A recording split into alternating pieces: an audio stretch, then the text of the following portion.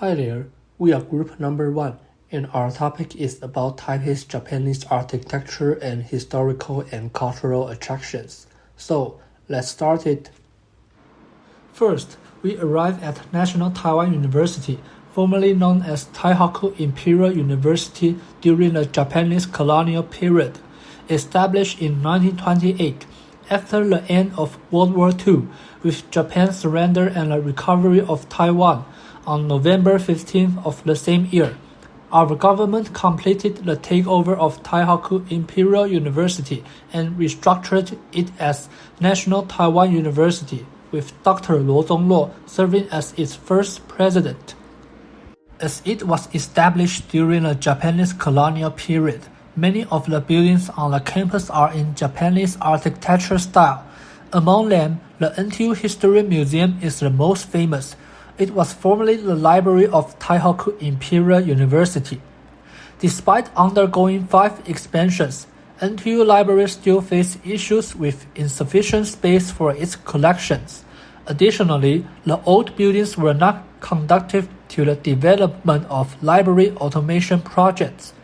In 1998, it was designated as a municipal historic site by the Taipei City government. That same year, the library was relocated to a new site, and the original building was handed over to the College of Liberal Arts. The central reading room on the second floor was transformed into a historic theater, used for practical training by the drama department. The campus also features many distinctive buildings and landmarks, such as the Drunkenman Lake and the Mr. Gu Zhenfu Memorial Library. The Drunkenman Lake was originally a regulating reservoir for the Liugongzun Pool and existed during the Taihoku Imperial University era. Initially, it served as a water storage tank for farmers to store groundwater and later became a breeding pond for the zoology department.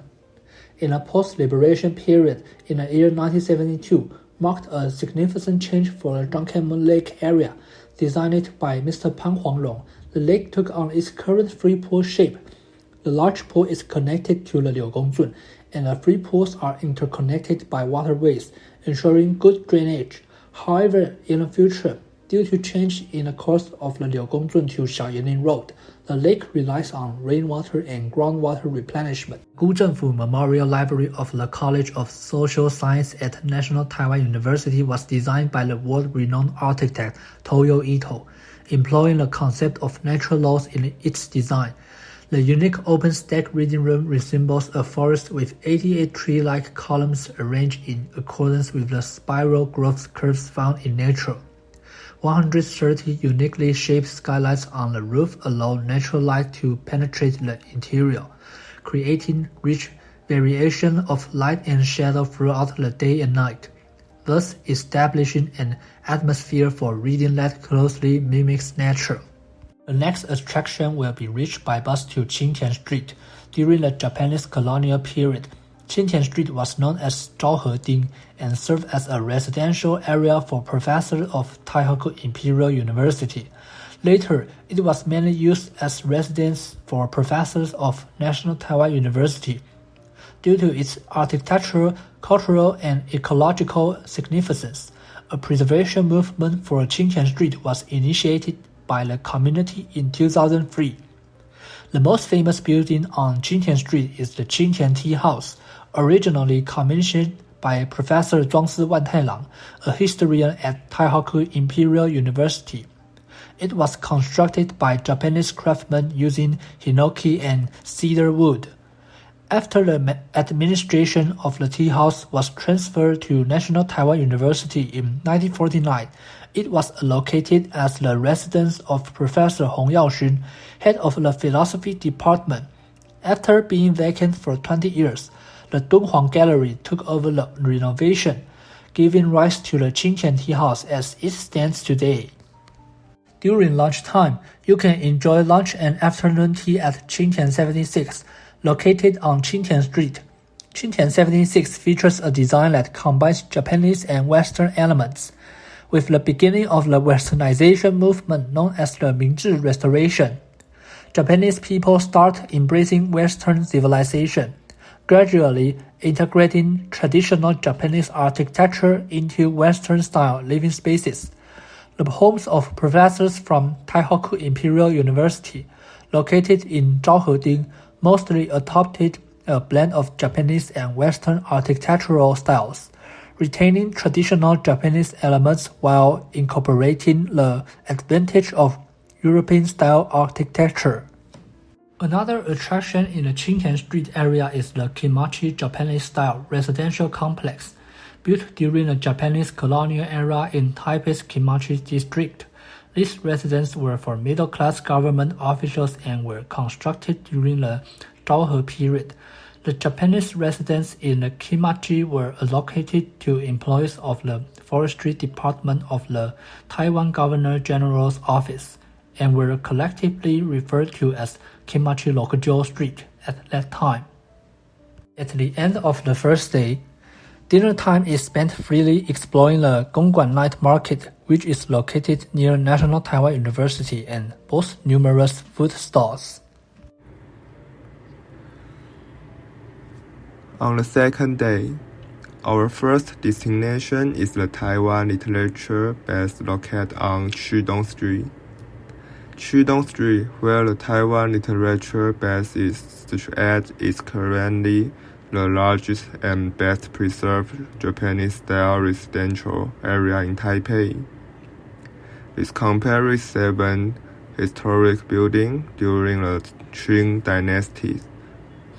These buildings were mainly used for transporting coal, rice, and other daily necessities. In the Japan colonial period, the Japanese-style residential area on Chinan Street was known as the Cultural Shokugin Genshuken and was building between the 1920s and 1940s. After the war, nationalist government continued to use this area as housing for central government officials, carrying the history and memories of Taiwan's past. This area was designated as a cultural asset in 2006. In 2009, it was renovated by Ministry of Culture and renamed the Chudong Poetry Society, managed by Taiwan Literature Museum, and transformed into the Taiwan Literature Base in 2020. Our next stop is nearby Huashan 1914 Creative Park, formerly known as the Taipei Wine Factory, established in 1914 during the Japanese colonial period. It specialized in producing sake, orchards, ginseng wine, and other products.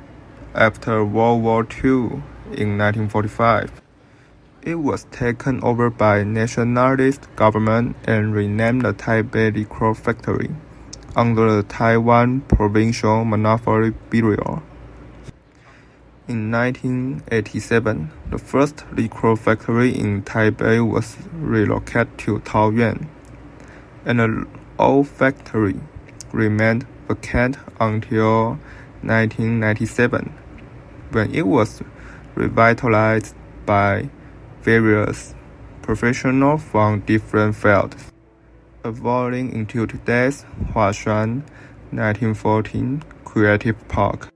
Lunch will be at Manyan Toriking, which is about a 10-minute walk away. After lunch, we'll head to the Simending Red House, built in 1908 by the Japanese architect Kong Dong-jung. The Simending Red House consists of a octagonal structure and a cross-shaped structure. It was Taiwan's first officially structured public market, and is now the oldest and most well-preserved grade-free historical monument in Taiwan. The octagonal structure, symbolizing convergence from all directions. Service as entrance, while the cross-shaped structures service as the main body. Additionally, the adjacent north and south square are collectively referred to as the Ximending Red Housing. Next, we'll head to the nearby presidential office building next to Ximending, serving as the administrative center during the Japanese colonial period. This building exhibits a Renaissance architectural style influenced by European historicism. It reflects strong European 19th century historicist and functional influences. The building is surrounded by 4 elongated wings, forming a closed rectangular structure.